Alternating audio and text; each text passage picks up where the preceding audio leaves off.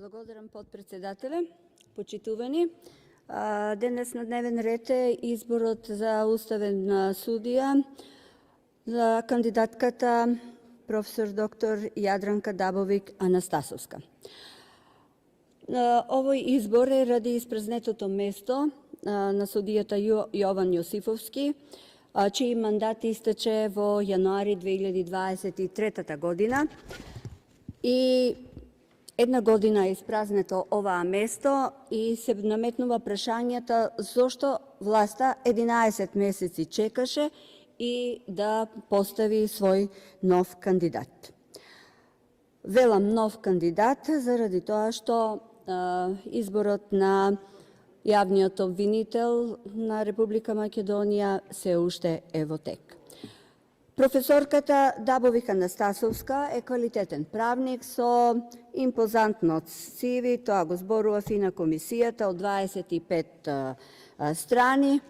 Меѓутоа, со оглед на тоа, на податокот дека била советник во Советот на град Скопје 2005-2009 година и со оглед на тоа што е член на управниот одбор на Фондот за здравствено осигурување, ова дава сигнал за нејзината приврзаност и симпатии кон актуелната власт.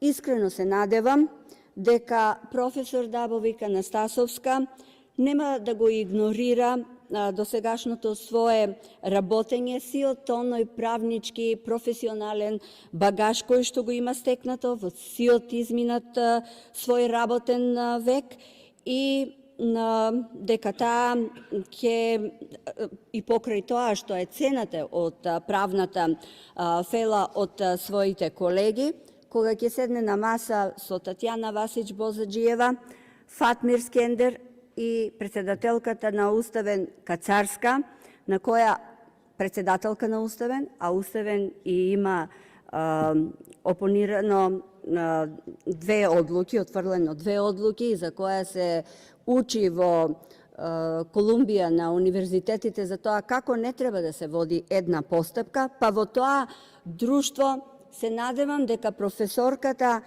ќе успее да ги имплементира законите во чие изготвување директно зела учество.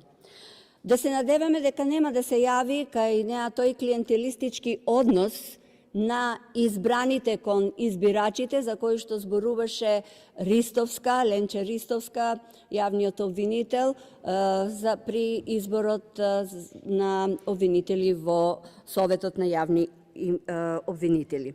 Изборот на професорката Дабовик Анастасовска е во период кога стигна и извештајот на Европската година, на Европската комисија се извинувам, 3 години поред во правосудството не е детектиран напредок, тоа е изнесено во извештајот на Европската комисија.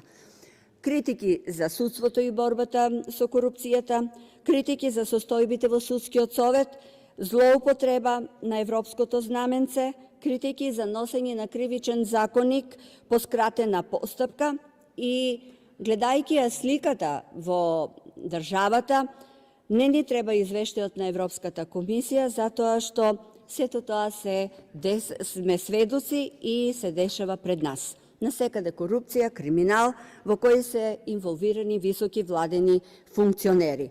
И затоа власта смета дека ставајќи своји приврзаници во Уставен суд, во Советот на јавни обвинители, во Судскиот совет, во јавното обвинителство за гонење организиран криминал, со измени во кривичниот законник ќе има шанса да биде амнестиран од одговорност. Значи, тоа е намерата на власта. На власта не ја одговара во Уставен суд да бидат луѓе одговорни кои ќе работат независно од власта, независно од притисоците и влијанието на власта. Европската комисија во својот извештај и од извештаите претходно можеме да видиме дека 2021-2022 година имало одреден напредок. 2023 година нема напредок. За овој извештај на Европската комисија зборува и поранешната министерка за правда, професорката Десковска, која што кажува дека извештајот е објективен и дека со тоа што власта ќе го тргне погледот настрана, нема оваа објективна слика и да се смени.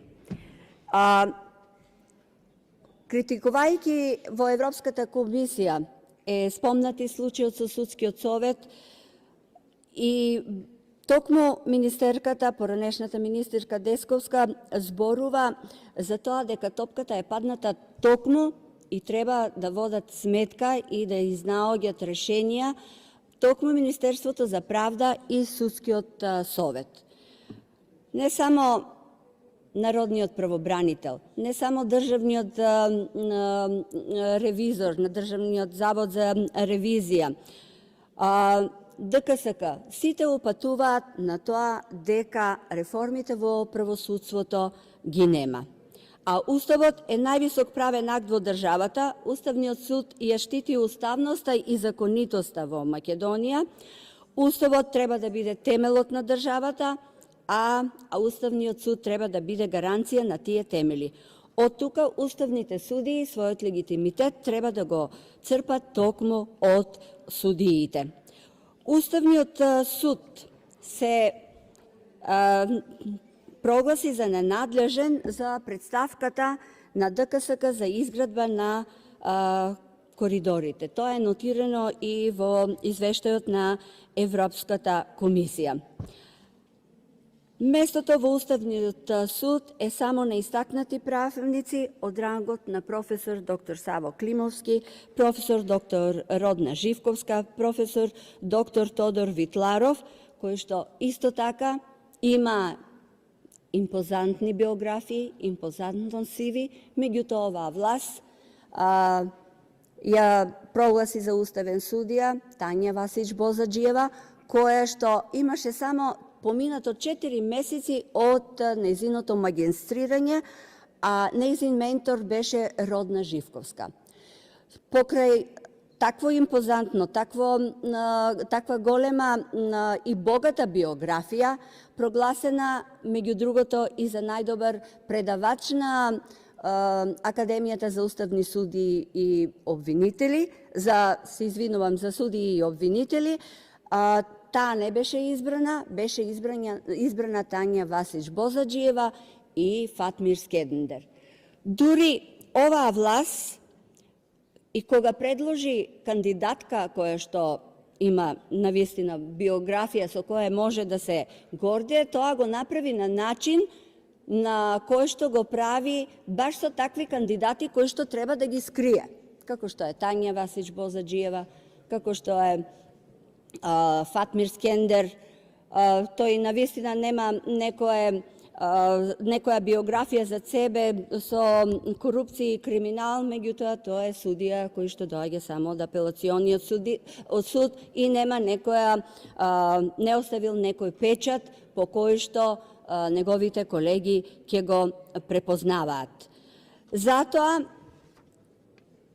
оваа влада, велам дека не успеа единствениот кандидат кој што требаше да го представи и да го промовира така како што треба, не го представи, него прекршувајќи процедура, прекршувајќи деловник, дури ни биографијата на самата комисија, на седницата на комисија ја немавме добиено. Не беше консултирана и не беше повикана и опозицијата за тоа да предложат своји кандидати.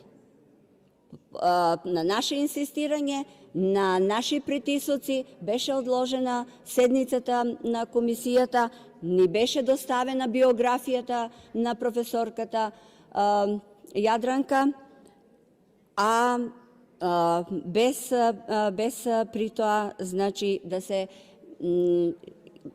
се разгледаат биографиите ниту на Тодор Витларов, нити на Саво Климовски, ниту пак на професор доктор Родна Живковска, кој, пак ќе повторам, и како богати биографии оставиле печат со своите дела, со своите книги, со своите објави во дневниот печат и во